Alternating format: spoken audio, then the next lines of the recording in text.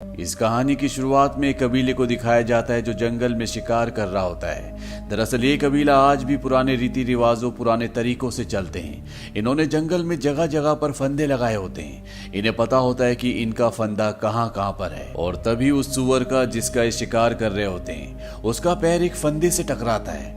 फंदे से टकराने की वजह से सामने जो लकड़ी का टुकड़ा उस फंदे से जुड़ा होता है वो सुअर की तरफ आता है। उस टुकड़े में बहुत नुकीली नुकीली लकड़ियां होती है और सुअर की मौत हो जाती है। ये सब के सब वहां बैठकर उसे काटना शुरू कर देते हैं, आपस में हंसी मजाक करना शुरू कर देते हैं। ये कबीला बहुत मस्ती करने वाला होता है। और तभी इनमें से एक जिसका नाम जैगुआर पॉ होता है उसे एहसास होता है कि उसके पीछे झाड़ियों में कोई है। वो खड़ा होकर उस तरफ देखने लगता है और उनसे पूछता है कि तुम्हें क्या चाहिए।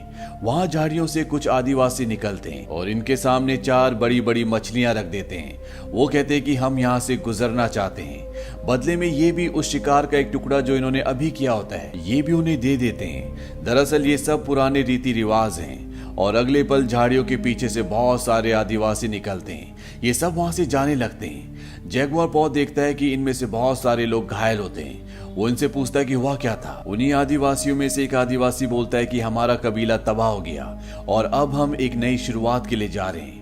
जैगुआर पॉ उनसे पूछना चाहता है कि क्या हुआ था। उनके पीछे जाने लगता है पर उसके पिता जो इनके कबीले के सरदार भी होते हैं वो जैगुआर को उनके पीछे जाने से रोक देते हैं। लेकिन जैगुआर कहीं ना कहीं अंदर से परेशान है। वो जानता है कुछ ना कुछ गलत हुआ है। अभी सब के सब वापस अपने कबीले में आ जाते हैं। इनके कबीले का माहौल भी बहुत अच्छा होता है। सब वहां पर भी हंसी मजाक करते हैं। रात को जैगुआर जब अपने परिवार के साथ सो रहा होता है तभी वो कुत्ते के भौंकने की आवाज से उठ जाता है। उसे एहसास होता है कि बाहर कुछ हलचल चल रही है। वैसे भी आज सुबह जो उसने उस कबीले की हालत देखी थी उससे वो घबराया हुआ होता है।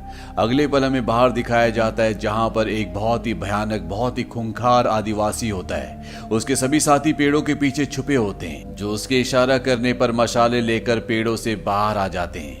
जैगुआर अपने घर से बाहर देखता है। उसे कुछ जलती हुई मशाले दिखती है और वो समझ जाता है कि कुछ ना कुछ खतरा है।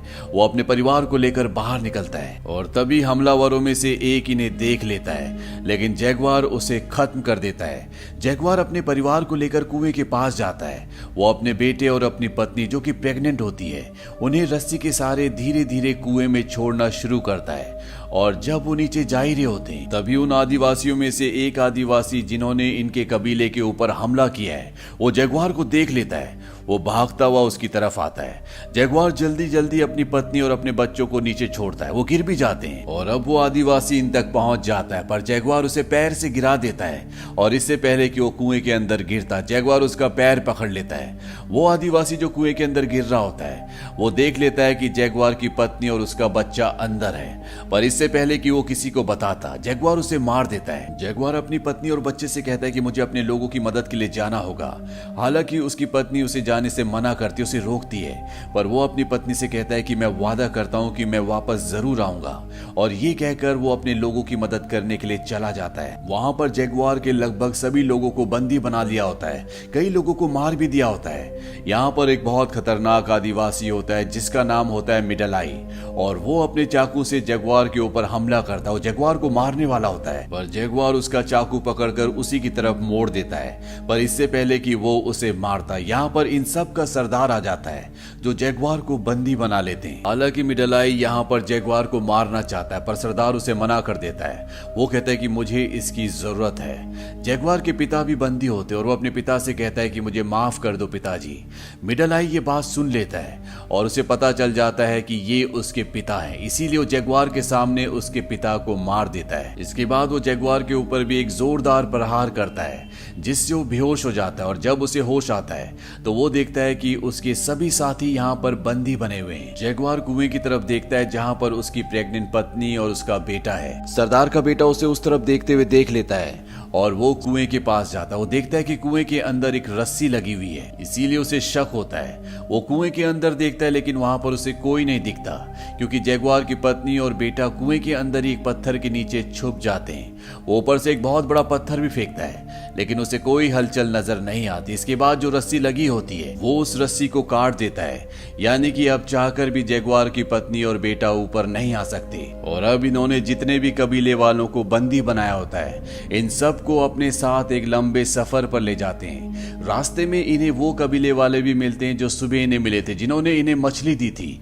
जो यहाँ से कहीं दूसरी जगह अपना कबीला बसाने के लिए जा रहे थे। दरअसल इन खूंखार आदिवासियों ने उन्हें भी पकड़ लिया होता है और अब ये सब के सब एक लंबे सफर के लिए निकल पड़ते, जहां पर इन्हें नदियों को पार करना पड़ता है, ऊंचे ऊंचे पहाड़ों से जाना पड़ता है। और इस भयानक सफर को तय करने के बाद ये खूंखार आदिवासी उस जगह पहुंच जाते हैं जहां से बिलोंग करते हैं। और जब ये अपनी सरहद के बाहर होते हैं तो वहां पर बहुत सारी डेड बॉडीज होती हैं, जिन्हें देखकर साफ साफ समझ में आ जाता है कि ये वो लोग हैं जिन्हें किसी तरह की कोई बीमारी हुई है जो छूने से फैलती है।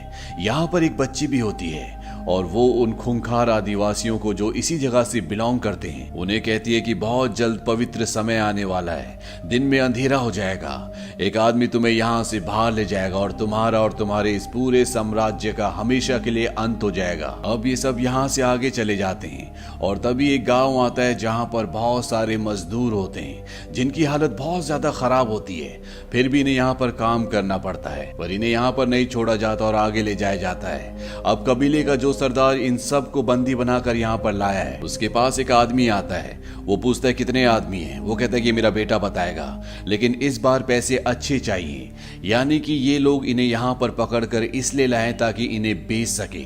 यहाँ पर इंसानों को बेचा जाता है, इनके साथ जो बंदी औरतें होती है उन्हें बेच दिया जाता है, उनकी बोली लगाई जाती है। पर आदमियों को यहाँ से आगे ले जाया जाता है जहाँ पर बहुत भीड़ होती है। दरअसल यहाँ पर इंसानों की बलि दी जा रही होती है और अब जगुआर को उसकी बलि देने के लिए ले जाया जाता है। ये दरअसल ईश्वर को खुश करने की बात कर रहे होते हैं, पर इससे पहले कि वो जगुआर को मारते सूर्य ग्रहण हो जाता है, चारों तरफ अंधेरा हो जाता है और यहाँ पर सब रुककर प्रार्थना करने लगते हैं। सूर्य ग्रहण छटने के बाद इन सब को एक दूसरी जगह ले जाया जाता है। एक लंबा सा ग्राउंड होता है और उसकी दूसरी तरफ झाड़ियां होती है। इन सब को बोला जाता है कि तुम भागो और अपने जंगल चले जाओ। यहाँ पर वो सरदार जो इन सब लोगों को बंदी बनाकर लाया, उसका बेटा भी होता है। उसका बेटा झाड़ियों के पास चला जाता है और इन्हें एक एक करके भगाया जाता है। पीछे से लोग इनके ऊपर भाले फेंकते, इनके ऊपर अलग अलग हथियार फेंकते ताकि इन्हें मार दें। इनके कई साथी मारे जाते हैं और अब जगुआर और उसके साथ दूसरा उसका साथी भागते हैं। जगुआर के साथी को तीर लग जाता है और उसकी मृत्यु हो जाती है। जगुआर को भी तीर लग जाता है जो उसके आर पार हो जाता है, पर वो मरा नहीं होता, जिंदा होता है। यहाँ पर जो कबीले के सरदार का बेटा होता है वो जगुआर को मारने के लिए आता है, पर इससे पहले कि वो उसे मारता वहीं पर एक जख्मी आदमी होता है जो उसे गिरा देता है। कबीले के सरदार का बेटा उसे मार देता है। इसके बाद वो चाकू निकालकर जगुआर को मारने के लिए आता है, पर इससे पहले कि वो उसे मारता, जगुआर को जो तीर लगा था उसने उसकी नोक तोड़ ली थी और वो उससे उसके गले को चीर देता है और जगुआर यहाँ से झाड़ियों में भाग जाता है। दरअसल वो खूंखार आदिवासी जगुआर और उसके कबीले वालों को सिर्फ अपनी प्रैक्टिस के लिए मार रहे होते हैं। यहाँ से जगुआर भाग जाता है, वो घायल भी होता है और भागते भागते वो एक गिरे हुए पेड़ पर जो ऊपर जा रहा होता है वहां पर चढ़ जाता है। वहां कबीले के सरदार का बेटा मर चुका होता है, जिससे वो पूरी तरह से बौखला जाता है और वो अब किसी भी तरह से जगुआर को खत्म करना चाहता है। इसीलिए वो अपने साथियों के साथ जगुआर का पीछा करना शुरू करता है। ये सब के सब उस पेड़ के नीचे से गुजरते हैं जिसके ऊपर जगुआर है, लेकिन ये उसे नहीं देख पाते और कुछ दूर जाने के बाद कबीले का सरदार अपने एक आदमी के कंधे पर देखता है कि खून होता है जो कि उसका नहीं होता। वो समझ जाता है कि ये जगुआर का खून है जो किसी पेड़ के ऊपर है, इसीलिए सब के सब वापस जगुआर को ढूंढने के लिए आते हैं। वहीं जिस पेड़ के ऊपर जगुआर होता है वो देखता है कि वहां पर एक जगुआर यानी कि जानवर का बच्चा है और तभी वहां पर उसकी माँ भी आ जाती है। जगुआर पौ उस तरफ भागना शुरू करता है जिस तरफ वो कबीले वाले गए होते हैं और वो भी जगुआर की तरफ आ रहे होते हैं। अब जगुआर पूरी तेजी से भाग रहा होता है और उसके पीछे खूंखार जानवर है, लेकिन इससे पहले कि वो जानवर जगुआर को पकड़ता, उसके और उस जानवर के बीच में एक कबीले वाला जो जगुआर को मारना चाहता है वो आ जाता है और वो जानवर उसे मार देता है। जगुआर यहाँ से निकल जाता है, लेकिन अभी भी कबीले वाले उसका लगातार पीछा कर रहे होते हैं और एक जगह रास्ता खत्म हो जाता है। दरअसल ये एक बहुत ऊंचा झरना होता है और यहाँ से कूदने का मतलब शायद मौत है, लेकिन उसके पीछे भी मौत होती है, इसीलिए जैगुआर वहां से कूद जाता है। उसकी किस्मत अच्छी होती है, वो बच जाता है और किनारे तक पहुंच जाता है। और जब वो ऊपर देखता है तो वहां पर कबीले का सरदार और उसके बहुत सारे आदमी उसे देख रहे होते हैं। जैगुआर अब इन सबको ललकारता है, क्योंकि वो अपने जंगल में आ चुका है जहां पर वो शिकार किया करता था। वो कहता है कि मेरे दादा ने यहाँ पर शिकार किया था, मेरे पिता ने यहाँ पर शिकार किया था, मैंने भी यहाँ पर शिकार किया और मेरे बच्चे भी यहाँ पर शिकार करेंगे, अगर हिम्मत है तो आ जाओ। ऊपर कबीले के सरदार के साथ एक आदमी होता है, वो कहता है कि हमें इसके पीछे नहीं जाना चाहिए, हमें वापस चले जाना चाहिए। दरअसल उसे उस बच्ची की भी भविष्यवाणी याद आती है जिसने कहा था कि तुम सबका अंत होगा, एक आदमी आएगा जो तुम्हें यहाँ से बाहर जंगल में ले जाएगा और इसके बाद तुम कभी भी वापस नहीं आओगे। सरदार उसे चाकू मार देता है, यानी कि वो अपने आदमी को मार देता है और इसके बाद एक खूंखार आदिवासी एक एक करके ऊपर से कूदते हैं। इसमें इनके एक आदमी की मृत्यु भी हो जाती है, पर बाकी बचकर किनारे पर आ जाते हैं। जैगुआर पॉ आगे भाग रहा होता है और वो एक दलदल में गिर जाता है। वो किसी तरह से उस दलदल से निकलता है, उसके पूरे शरीर पर कीचड़ लगा होता है और तभी उसका दिमाग पूरी तरह से सुन्न हो जाता है।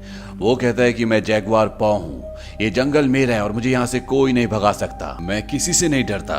और इसके बाद जब वो आदिवासी उसके पीछे आते हैं तो वो अलग अलग तरीके इस्तेमाल कर कर एक एक करके सबको मारना शुरू कर देता है। सबसे पहले वो इनके ऊपर मधुमक्खियां छोड़ता है, इसके बाद वो मेंढक के जहर से एक आदमी को मार देता है और तभी उसके सामने वो आदमी आ जाता है जिसने उसके पिता को मारा था, यानी कि मिडल आई। जैगुआर पॉ देखता है कि बीच में एक हथियार पड़ा होता है और मिडल आई उसकी तरफ भागता है, वो भी उसकी तरफ भागता है और जब वो हथियार तक पहुंच जाता है तो अपने घुटनों के बल घिसटता हुआ उस हथियार को उठा लेता है। मिडल आई अपने वार से चूक जाता है, पर जैगुआर अपने वार से नहीं चूकता, वो उसे मार देता है और तभी यहाँ पर बारिश होना शुरू हो जाती है।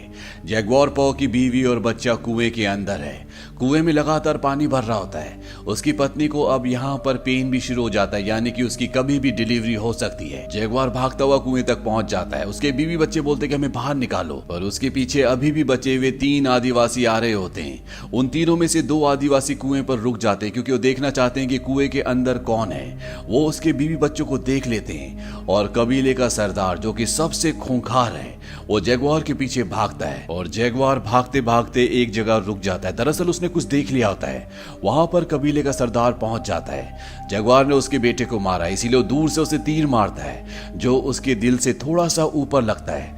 जैगुआर जख्मी है और वो खड़ा होकर अब कबीले के सरदार को चैलेंज करता है। कबीले का सरदार अपना तीर कमान नीचे फेंक देता, अपना चाकू निकालता है और जैगुआर की तरफ भागना शुरू करता है और तभी उसका पैर किसी चीज से टकराता है। दरअसल यहाँ पर फंदा होता है, वो फंदा जो जैगुआर और उसके कबीले वाले जानवरों को मारने के लिए लगाते थे। जिस तरह से इस कहानी की शुरुआत में उन्होंने एक सूअर को मारा था और जैसे ही उसका पैर उस फंदे से टकराता है, सामने से एक बहुत बड़ी लकड़ी जिसमें बहुत नुकीली नुकीली लकड़ियां होती है उससे टकराती है और वो सारी लकड़ियां उसके शरीर के आर पार हो जाती है और इस तरह से उसका अंत हो जाता है। पर जैगुआर को यहाँ से भी भागना पड़ता है क्योंकि बचे हुए 2 आदिवासी उसी की तरफ आ रहे होते हैं। वहीं कुएं के अंदर दिखाया जाता है कि लगातार पानी भर रहा होता है और उसी पानी में जैगुआर की पत्नी एक बच्चे को जन्म दे देती है।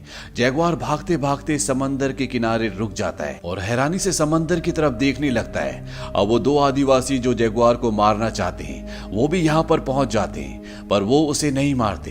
वो भी समंदर की तरफ देखने लगते हैं। समंदर में हमें बहुत बड़े बड़े जहाज दिखाए जाते हैं जो यहाँ पर लंगर डाल रहे होते हैं और छोटी छोटी कश्तियों से लोग इसी टापू की तरफ आ रहे होते हैं। अब जैगुआर को मौका मिल जाता है, भागते हुए कुएं के पास जाता है और अपने पूरे परिवार को बचा लेता है। अंत में हमें दिखाया जाता है कि जैगुआर अपने परिवार के साथ जंगल में होता है। वहां से उसकी पत्नी समंदर में बड़े बड़े शिप्स देखती है। वो जैगुआर पॉ से पूछती है कि हमें उस तरफ जाना चाहिए। जैगुआर कहता है कि हमें जंगल में जाना चाहिए ताकि हम एक नई शुरुआत कर सकें और वो जंगल की तरफ बढ़ चलता है। दरअसल इन बड़े बड़े जहाजों में जो लोग आए होते हैं ये यूरोपियंस होते हैं जो यहाँ पर इन टापुओं पर अपना कब्जा करने के लिए आए हैं। इनके पास इतने आधुनिक हथियार होते हैं कि ये आदिवासी, ये कबीले वाले जिन्हें माया सभ्यता कहा जाता है, वो इनका मुकाबला नहीं कर सकते। दरअसल अमेरिका में पहले माया सभ्यता थी। ये छोटे छोटे कबीले थे जो आपस में लड़ते रहते थे और उसके बाद यहाँ पर यूरोपियन इन्वेडर्स आए जिन्होंने इनको पूरी तरह से से अपने कब्जे में ले लिया और ये कहानी उसी सब्जेक्ट पर बेस्ड है। ये फिल्म अपने आप में एक मास्टरपीस है जो सन 2006 में रिलीज हुई थी।